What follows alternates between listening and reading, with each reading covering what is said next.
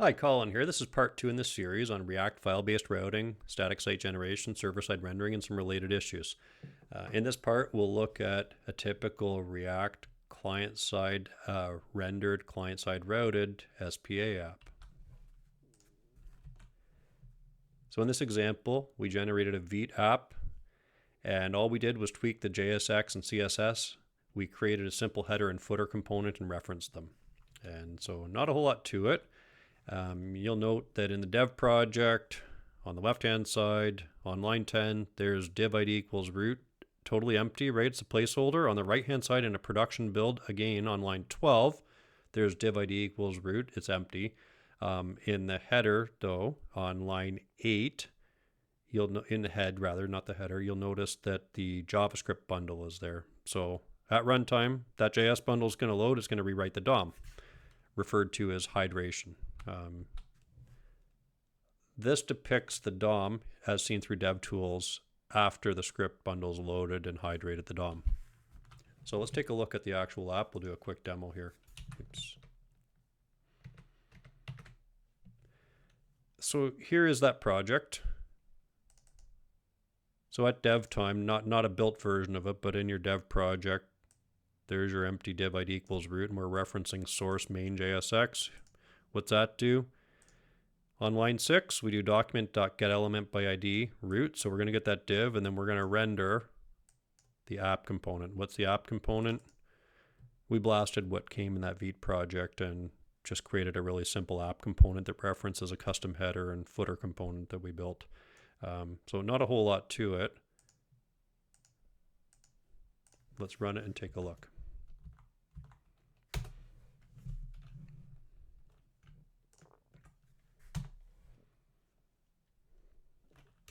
I'll do a shift reload. I didn't get it in time. Okay, so there's the first request. You see the type is document, so that's the initial page load in response to putting that in the address bar of your browser. If I click on that, then what you'll note is what actually came back from the development web server is consistent with what we saw in the project. I've got an empty div ID equals root. So that's a lot different than the example I showed you, both with static HTML and with an old school server-side dynamic application.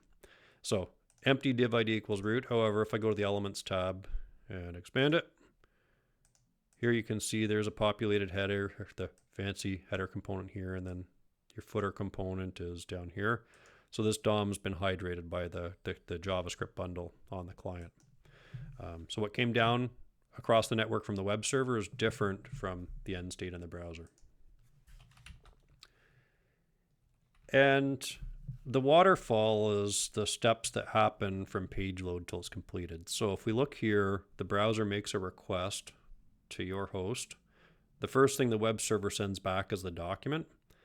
The browser is going to read that document, parse it, figure out what it needs. It'll notice that there's a script referencing the JavaScript bundle, and then there's the CSS bundle. So you see the request fire for those. And then subsequently you see the two responses come back. When the browser gets back the response, it's going to parse and execute the JS, at which point it hydrates the DOM. And once the DOM's hydrated, this includes things like images. Now it can make requests for images. When those come back, it can render them. And so it's pretty different from the other ones that we showed you. In the next parts, we'll be talking about the static site generation and server-side rendering, and we'll look at things like next apps. And the criticism of client-side apps, client-side rendered SPAs, is that, oh my goodness, it'll be horrible. You can't get SEO. If you run Lighthouse against this app, we got 100, 100, 100, 100. And Lighthouse is built into Chrome by Google, so it somewhat aligns to Google's thinking on these metrics. Is it a red herring because the app is so small? Maybe it is. But if you have a very small site or app that's public facing and you care about SEO, I would say test it and see how it works for you. Above a certain size, and you may start to get some benefits from static site generation and or server-side rendering, which we'll talk about subsequently.